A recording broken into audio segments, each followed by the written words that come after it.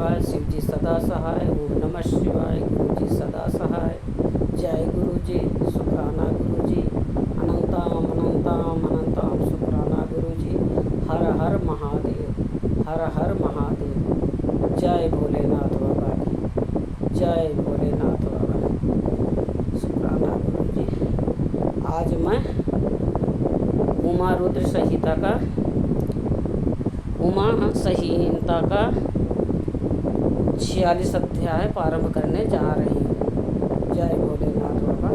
जो शिव पुराण पढ़ने में भूल चूक होगी माफ़ करना भोलेनाथ, माफ़ करना। जय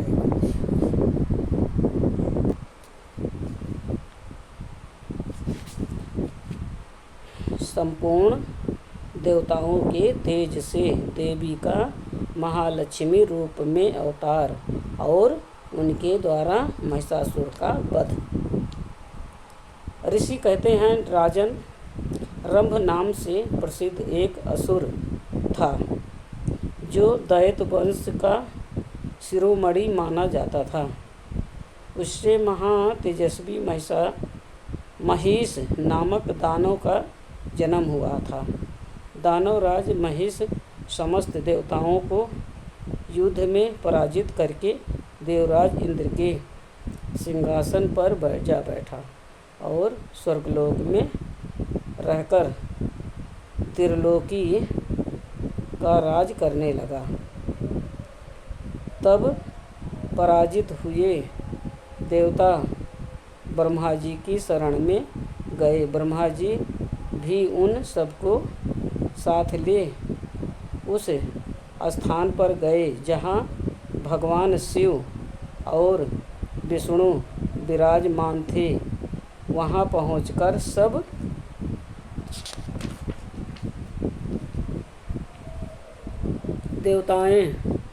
देवताओं ने शिव और केशव को नमस्कार किया था तथा अपना सब वृत्तांत यथार्थ रूप से ब्यौरेवार कह सुनाया। वे बोले, भगवान, दुरात्मा महिषासुर ने हम सबको सम्रागण में जीत कर स्वर्गलोक से निकाल दिया है। इसलिए हम इस मित्रलोक में भटक रहे हैं और कहीं भी हमें शांति नहीं मिल रही है। उस असुर ने इंद्र आदि देवताओं की कौन सी दुर्दशा नहीं की है। सूर्य, चंद्रमा, वरुण, कुबेर, यम, इंद्र, अग्नि, वायु, गंधर्व, विद्याधर और चारण इन सब को के तथा अन्य लोगों के भी जो कर्तव्य कर्म हैं उन सब को वो पापात्मा असुर स्वयं ही करता है। उसने दैत्य पक्ष को अभय दान कर दिया है। इसलिए हम सब देवता आपकी शरण में आए हैं। हम दोनों हमारी रक्षा करें। आप दोनों हमारी रक्षा करें और उस असुर के वध का उपाय शीघ्र ही सोचें, क्योंकि आप दोनों ऐसा करने में समर्थ हैं। देवताओं की ये बात सुनकर भगवान शिव और विष्णु ने अत्यंत क्रोध किया और रोष के मारे उनके नेत्र घूमने लगे। तब अत्यंत क्रोध से भरे हुए भगवान शिव और विष्णु के मुख से तथा अन्य देवताओं के शरीर से तेज प्रकट हुआ। तेज का वो महान पुंज अत्यंत प्रज्वलित हो दसों दिशाओं में प्रकाशित हो उठा। दुर्गा जी के ध्यान में लगे हुए सब देवताओं ने उस तेज को प्रत्यक्ष देखा। संपूर्ण देवताओं के शरीर से निकला हुआ वो अत्यंत भीषण तेज एकाग्र हो एक नारी के रूप में परिणित हो गया। वो नारी साक्षात महिष मर्दनी देवी थी। उनका प्रकाशमान मुख भगवान शिव के तेज से प्रकट हुआ था। भुजाएं विष्णु के तेज से उत्पन्न हुई थी। केश यमराज के तेज से आविर्भूत हुए थे। उनके दोनों स्तन चंद्रमा के तेज से प्रकट हुए थे। कटिभाग इंद्र के तेज से तथा जंघा और उरु वरुण के तेज से पैदा हुए थे। पृथ्वी के तेज से नितंब का और ब्रह्मा जी के तेज से दोनों चरणों का आविर्भाव हुआ था। पैरों की उंगलियां सूर्य के तेज से और हाथ की उंगलियां वसुओं के तेज से उत्पन्न हुई थी।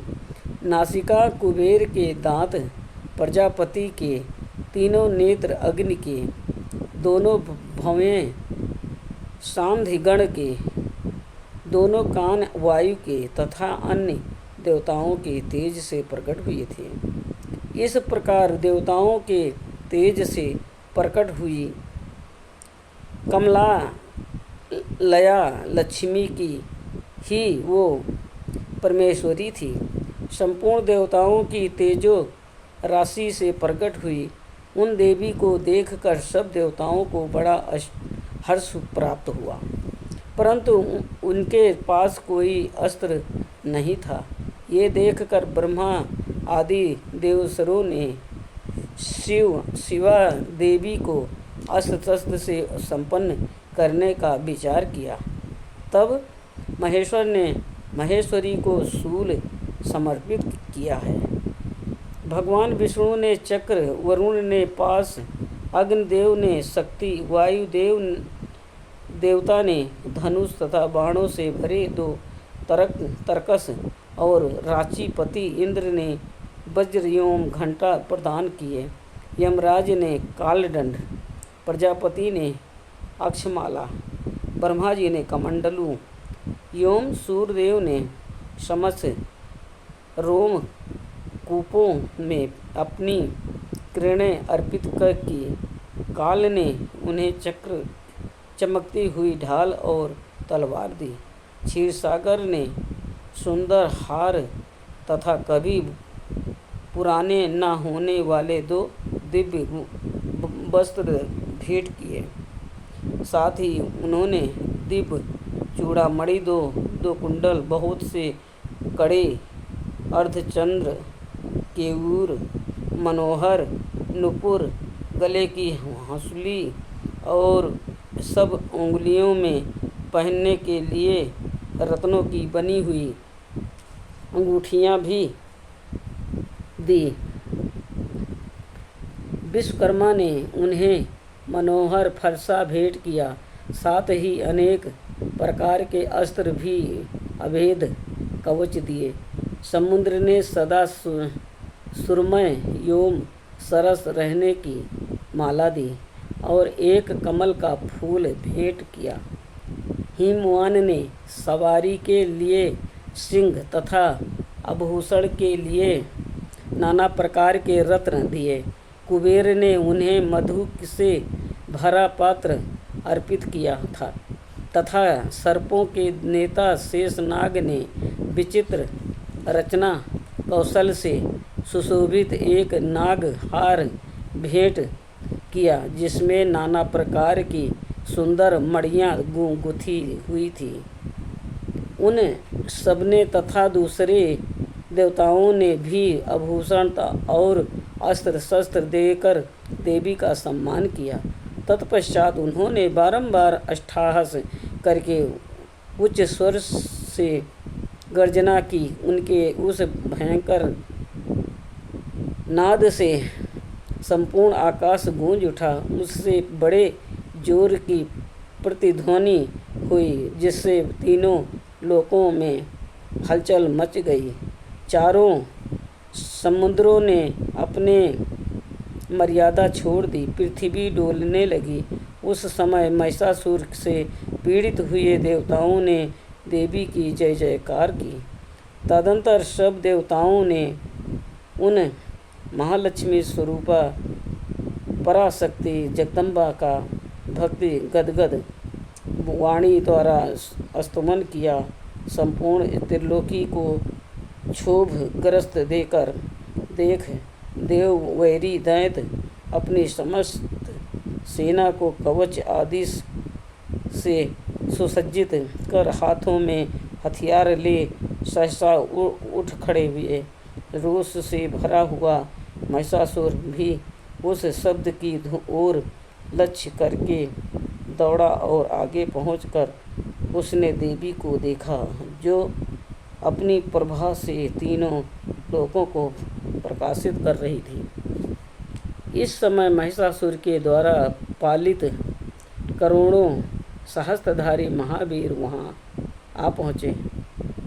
चिछूर, चामर, उदग्र, कराल, उद्धत, वासकल, तम्र, उग्राशय, उग्र, वीर, बिडाल, अंधक, धुरंधर, दुर्मुख, त्रिनेत्र और महाहनु ये तथा अन्य बहुत से युद्ध कुशल शूरवीर सम्रागढ़ में देवी के साथ युद्ध करने लगे। वह सब के सब अस्त्र शस्त्रों की विद्या में पारंगत थे। इस प्रकार देवी और दैत्यगण दोनों परस्पर जूझने लगे। उनका वो भीषण समय मार काट में ही बीतने लगा। इस तरह भयंकर युद्ध होने के बाद महिषासुर देवी के साथ माया युद्ध करने लगे। तब देवी ने कहा, रे मूढ़, तेरी बुद्धि मारी गई है, तू व्यर्थ हट क्यों करता है? तीनों लोकों में कोई भी असुर युद्ध में मेरे सामने टिक नहीं सकते। यूँ कहकर सर्व कलामयी देवी कूदकर महिषासुर पर चढ़ गई और अपने पैर से उसे दबाकर उन्होंने भयंकर शूल से उसके कंठ को में आघात किया। उसके पैर से दबा होने पर भी महिषासुर अपने मुख से दूसरे रूप में बाहर निकलने लगा। अभी आधे शरीर से ही वो बाहर निकलने पाया था कि देवी ने अपने प्रभाव से उसे रोक दिया। आधा निकला होने पर भी वो महाअधम दैत्य देवी के साथ युद्ध करने लगा। तब देवी ने बहुत बड़ी तलवार से उसका सिर काटकर उस असुर को धराशायी कर दिया। फिर तो उसके सैनिक गण हाय हाय करके नीचे मुख किए भयभीत हो रणभूमि से भागने लगे और त्राही त्राही की पुकार करने लगी। उस समय इंद्र आदि सब देवताओं ने देवी की स्तुति तुमसे देवी के महालक्ष्मी अवतार की कथा की। गंधर्व गीत गाने लगे और अप्सराएं कहीं हैं।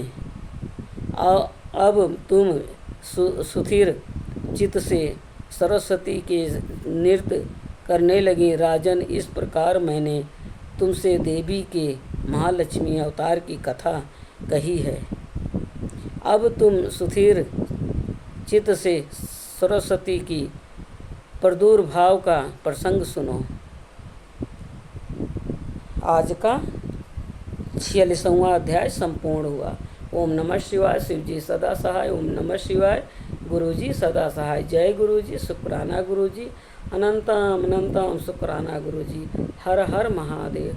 हर हर महादेव। जो शिवपुराण पढ़ने में भूल चूक हुई हो माफ़ करना भोलेनाथ, माफ़ करना। जय गुरु जी।